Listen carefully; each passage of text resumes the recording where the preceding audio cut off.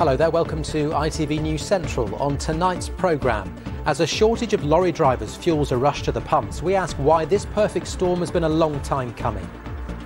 The way that drivers are treated in general, not just by the general public, by companies that you're delivering into. Everybody wants what the truck brings, but nobody wants the truck.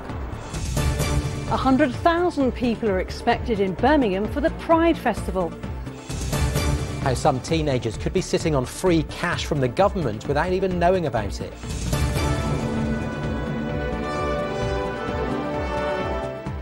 Why, if you like national anthems, you've come to the right place. And after seeing some sunshine across much of the region through today, the full forecast later in the programme. Good evening. The crisis over the lack of HGV drivers has spread to petrol stations across the Midlands, with queues forming on some forecourts as drivers rush to fill their tanks. Garage owners say there's no need to panic buy, but it does seem there's a multitude of problems causing a slowdown in fuel deliveries. We've been speaking to those at the sharp end of the crisis. Petrol station owners, a haulage firm offering thousands of pounds in bonuses to new recruits, and a former trucker who says he's called the DVLA more than 600 times to try to get his HGV licence renewed. Could these scenes today at this petrol station in Streatley be a sign of things to come across the Midlands? If the current crisis with HGV drivers continues, many in the industry are saying yes. Over in Coventry, this family-run forecourt is open, but the big draw for customers into the shop is, of course, the fuel, and that is running low. We ran out of unleaded yesterday at 5:30, and already this morning we've seen panic buying, and to the right of me we've had to switch off the diesel lane already because people have gone crazy when there's really no need to panic buy because there's plenty of fuel there. We just need drivers.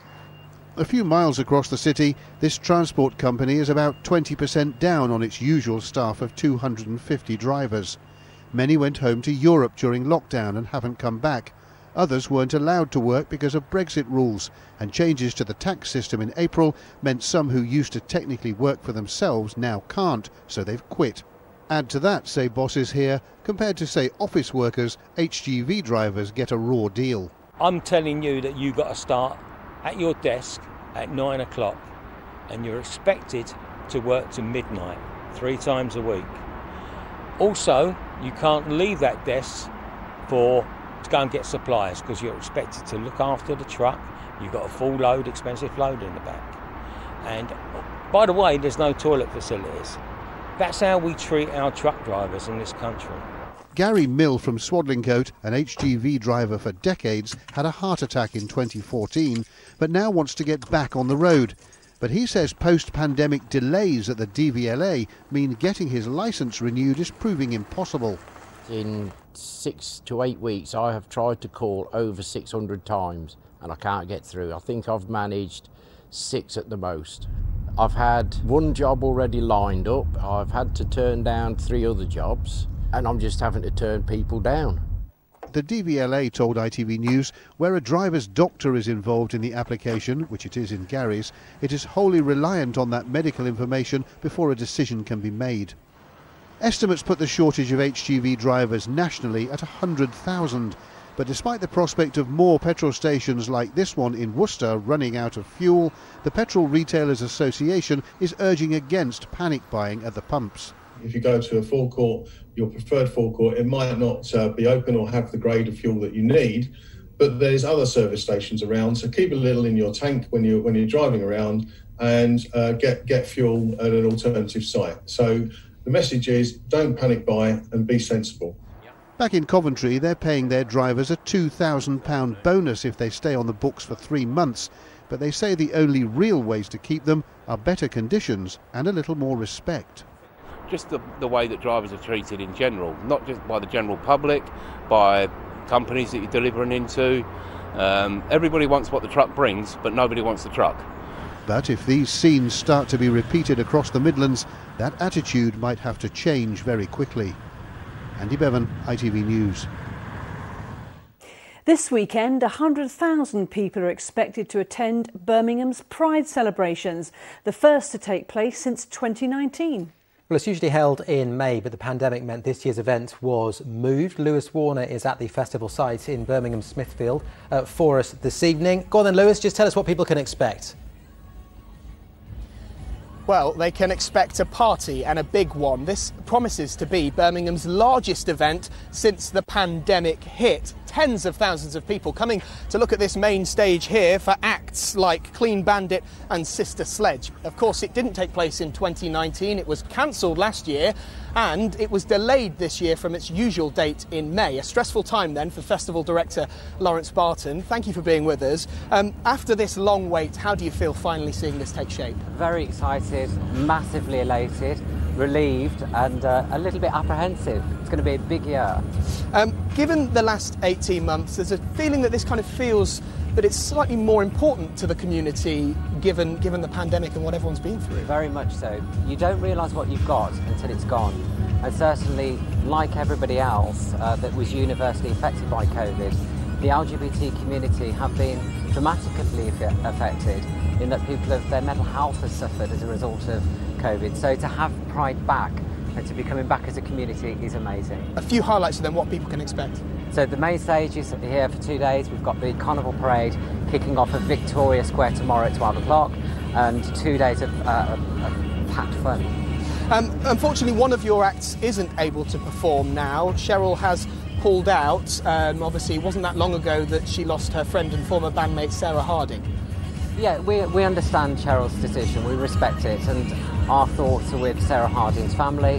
What we have chosen to do is to donate the fee that Cheryl would have charged straight to LGBTQ charities. Lawrence, thank you very much and best of luck with a busy weekend. Now, of course, Pride isn't just a party, but the aim of Pride is to promote the acceptance of LGBTQ people all around the country and around the world. Unfortunately, some people still, though, have negative experiences. Earlier, I sat down with the West Midlands Police and Crime Commissioner, who told me tackling hate crime like that is a top priority. Hate crime is completely unacceptable. It will not be tolerated in the West Midlands. The reason for that is because it can have devastating consequences for the victim. It can have a serious impact on people's lives, and that's why we need to facilitate and encourage the reporting of hate crimes in the West Midlands, either direct to West Midlands Police or via third-party reporting centres. We need to make sure that perpetrators are held to account via the criminal justice system, and we need to make sure that there is the right support in place at the right time for victims of hate crime. Your own statistics show that in the year to March, there were 1,188 hate crimes against LGBTQ plus people in the West Midlands. What are you doing to tackle that and bring that number down? Well, we're ensuring that we facilitate and encourage the reporting of hate crimes in the West Midlands. That's very important. Hate crime can often be underreported. We're making sure that perpetrators are held to account via the criminal justice system, and we're making sure that there is the right support in place at the right time for victims of hate crime. And that's why, as Police and Crime Commissioner, I've invested £1.4 million in establishing the first West Midlands-wide victim support hate crime service dedicated for victims of hate crime, and I've also provided for additional support for members of our LGBTQ plus community who are victims of domestic abuse or sexual violence.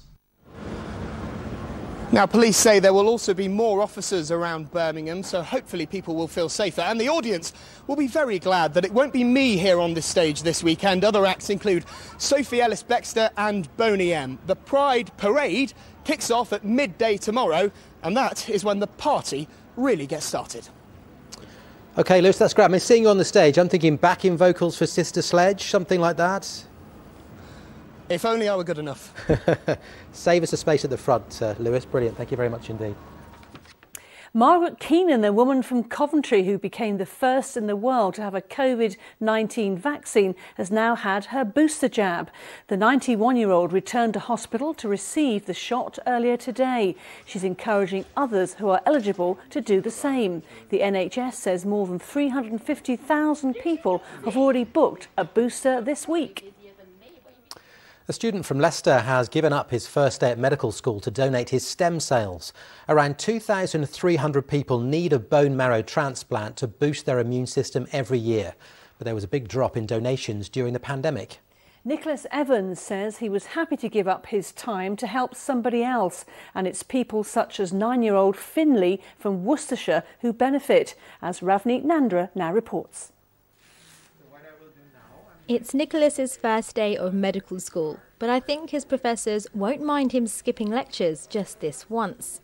It's a lovely view outside, so that's always nice, and yeah, just ready to get started and see what it feels like. He's preparing to donate his stem cells to someone who he may never meet. Lying down for about 4 hours, the stem cells will be taken from his blood. Anything not needed then goes back into his body.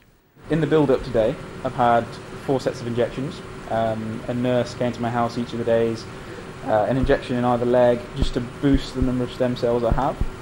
It's such a fantastic opportunity. It could be one of the most meaningful things you do in your life to someone else. Potentially you might not meet them, but it's a hugely significant event for someone else, and if you can be a small part of that, then that's something really great to do. And it's people like 9-year-old Finley Hill from Bell Broughton in Worcestershire who wouldn't be here today without that special donor. He was diagnosed with a rare disease in 2019. He's now living his second chance at life to the fullest. Thank you will never be enough for the guy that saved my boy's life. Finn will be 2 years post-transplant in November, and we're really hoping that we get to Celebrate. do this, to do a Zoom. He's in celebrate. Brazil, so we won't be able to meet probably for quite a long time with this pandemic, but we can't wait to welcome him into our family. He will forever be a part of us. He's already a part of Finn.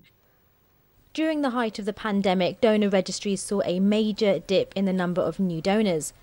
Only 2% of the UK population are on the stem cell register, compared to 13% in Cyprus and 9% in Germany, with people from black and minority ethnic backgrounds making up the smallest number of donors. Now, if you're a white Caucasian patient, you've got a 72% chance of finding a match. But sadly, if you're from an ethnic minority, that falls to around 37%. We work in partnership with many other organisations to reach those communities, to try and encourage and raise awareness amongst ethnic minorities. For now, Nicholas is putting his feet up and comfortable in the knowledge that he's able to give someone else the chance of a new beginning. Ravneet Nandra, ITV News. And just to let you know, after we covered Harvey Kang's appeal for a kidney donation earlier this week, his family say they've had lots of offers of support, but they still want people to sign up to the organ donor register. Children and young people born between 2002 and 2011 could have thousands of pounds in tax-free savings without knowing it. That's because they have child trust funds automatically set up by the government. But there are worries that many of them have been forgotten, with 550,000 accounts in the West Midlands, but 188,000 lost or unactivated. Nick Smith reports. 18-year-old Donna Keats has recently discovered a sudden windfall. She's now got access to nearly £1,900 that was sat dormant in an account in her name, which she could spend once she became an adult. So when I turned 16, I got a letter in the post, and I think I could manage the account and take control of it, but I couldn't take the money out. It's like a good starter when you're 18, because obviously you can, I know you could do whatever you want with it really, but it's a good start obviously if you don't have money then as well. So Donna is in the older age brackets of those with a child trust fund, an initiative set up almost 2 decades ago, meaning those born between the 1st of September 2002 and the 2nd of January 2011 should have an account in their name. I think it's important. I mean, if everyone has it from a certain year, I mean, why not? It's only going to be sitting there, isn't it? So yeah, I'm just glad I found mine. What do you plan to do with the money? So already I've got some driving lessons next month, and I'm going to get a car, hopefully. The average sum in these trust funds is around £1,500, but there are worries many families have forgotten about them. In the West Midlands region, there are roughly 550,000 people with accounts, but over 188,000 have been lost or inactivated. When you turn 16, you can take control of your account, but you can only withdraw your money after your 18th birthday. The charity running the Child Trust Fund initiative is trying to reach out to young people via social media platforms like TikTok to encourage them to search for their accounts. There are over 6 million young people with child trust funds throughout this country. More than half of them are not being claimed where young people turn 18. And the challenge is that, you know, with a total of £9.5 billion invested in the child trust fund, that's a lot of money, which is actually sitting there waiting for young people to come and claim it. It's at the age of 16 that you're given your national insurance number. And that's a key thing for actually finding the CTF. But it's a straightforward process, quite easy. The first trust fund babies are now turning 18, and accounts can continue to be activated until the end of the decade as the rest of the cohort comes of age. So if you know a young person who fits the bill, they may be sat on a little nest egg, which can help them on their way to adulthood. Nick Smith, ITV News. Well, time now for a quick look ahead to the latest episode of All Around Britain. And this week's programme features a glass blower from Lichfield. And Ria and Alex also spend the day at one of the UK's biggest stadiums.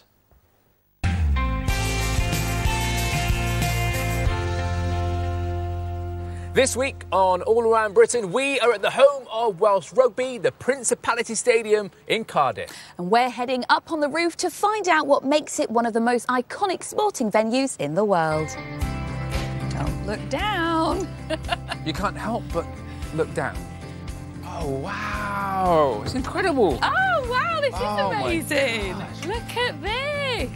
And we'll meet Ennis, the real Millennium Falcon who patrols the skies to keep the seagulls away. Also on the show this week, we meet a group of strangers in Tyneside who've bonded over bees. I found the bees just really helped me just bring myself back down to earth and just enjoy being close to nature. we discover the magic of these ancient trees. And we visit a horse riding academy in Gloucester that's encouraging more young people into the sport. So we'll see you this Sunday at 11:55 on ITV. For another trip all around Britain.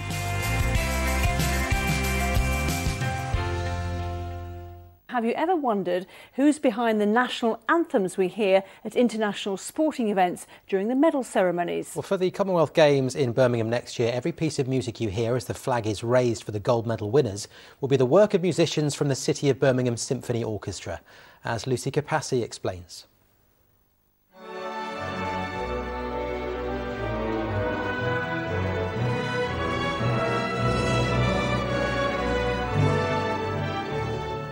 You heard it here first. The sound of 50 musicians from the CBSO performing their version of Jerusalem.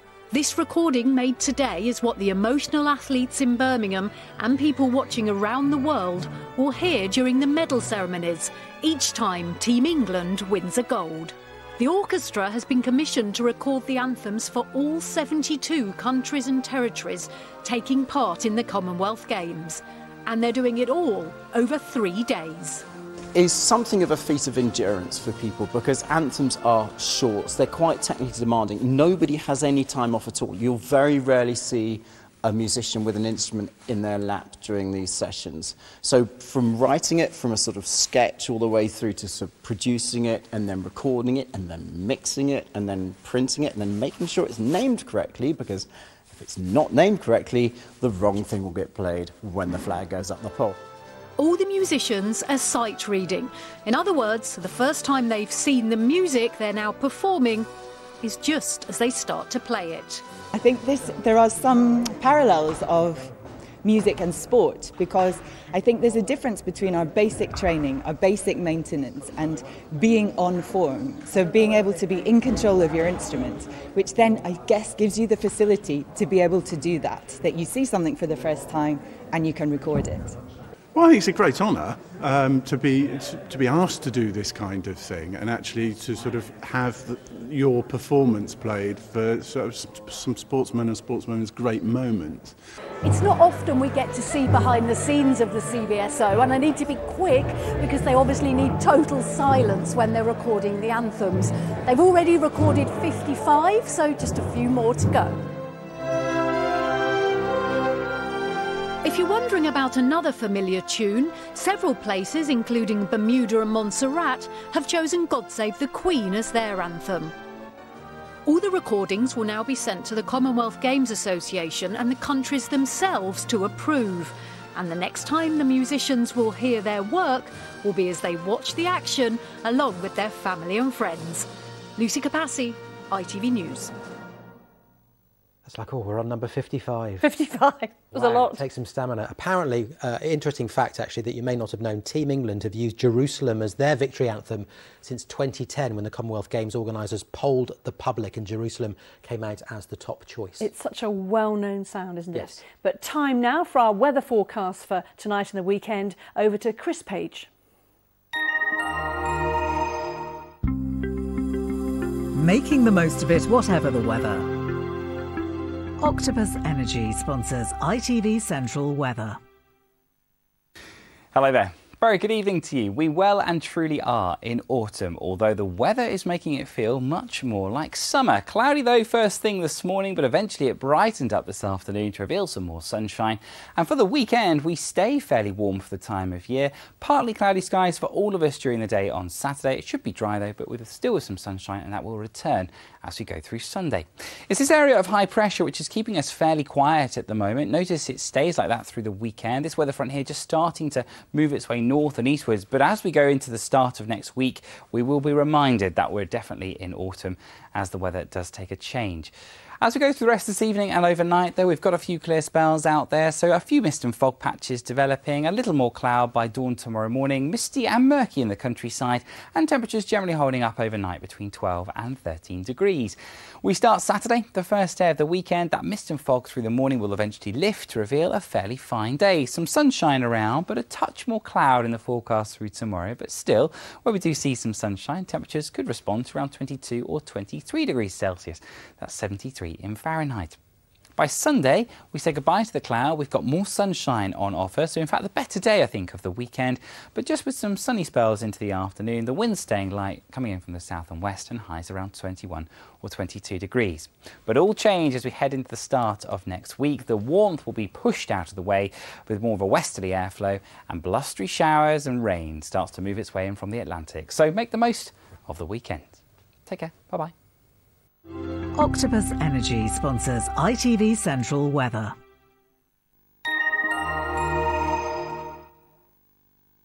Very much. That's it from us for this evening. The ITV Evening News is, of course, next. Have a great weekend. Bye-bye.